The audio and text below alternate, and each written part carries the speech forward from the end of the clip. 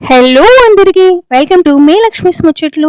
ఈరోజు స్పెషల్ పాలక్ వెల్లుల్లి కారం అనమాట. ఎస్పెషల్లీ పాప కోసం పాలకూరతో కాస్త డిఫరెంట్గా వెరైటీగా కొత్తగా ట్రై చేశాను ఈ వెల్లుల్లి కారం.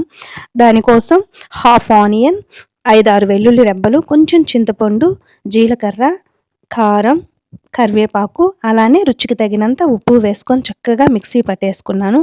మిక్సీ కచ్చాపచ్చాగా పట్టాలన్నమాట, మెత్తగా కాకుండా. ఇప్పుడు చక్కగా తాలింపు పెట్టుకుందాం. నేను కుంభమేళకి వెళ్ళొచ్చిన కాడ నుంచి రెస్ట్లో ఉన్నాను. చక్కగా అక్క ఆంటీ రెగ్యులర్గా కర్రీస్ పంపిస్తానే ఉన్నారు.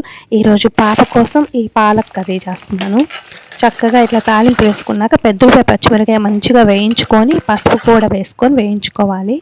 తాలింపు వేగినాక ఇలా పేస్ట్ ఉంది కదా మిక్సీ పట్టింది, అది కూడా వేసేసి చక్కగా పచ్చివాసన పోయేంత వరకు ఫ్రై చేసుకుందాం.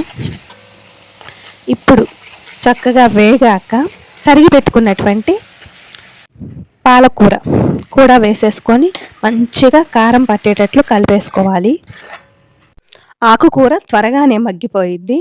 జస్ట్ ఇలా చక్కగా తిప్పేసుకొని కరివేపాకు కూడా చల్లుకొని క్యాప్ పెట్టేసుకొని జస్ట్ అలా ఒక 10 మినిట్స్ వదిలేసామంటే చక్కగా పాలక్ వెల్లుల్లి కారం రెడీ అయిపోయిద్ది అనమాట.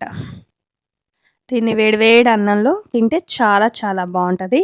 ఇకపోతే చూడండి ఎంత కలర్ఫుల్గా ఉందో, మంచిగా ఉంది కదా. ఇకపోతే సెకండ్ కర్రీ కింద ఆంటీ నాకు చాలా ఇష్టమైనటువంటి ఎండు చేపల కర్రీ పంపించారు. ఎగ్, టమాటా, చిక్కుడుగా, ఎండు చేపల కాంబినేషన్ అద్దరిపోయిద్ది. దీనికి సపరేట్ ఫ్యాన్ బేసే ఉంటారనమాట, అంత అద్భుతంగా ఉంటుంది. నా వీడియోస్ చూసే వాళ్ళలో ఎవరైనా ఎండు చేపలు ఇలాంటివి నచ్చిన వాళ్ళు ఉంటే సారీ అండి, కాస్త అడ్జస్ట్ అవ్వండి. వేడి అన్నంలో ఇలా నెయ్యి పోసుకొని పాలక్ వెల్లుల్లి కారం కలుపుకొని తింటుంటే ఆహా, ఆ ముద్ద ఎంత కమ్మగా ఉంటుందో. పాప ఎండు చేపలు తినదు, అందుకని ఈ పాలక్ వెల్లుల్లి కారం చేశాను.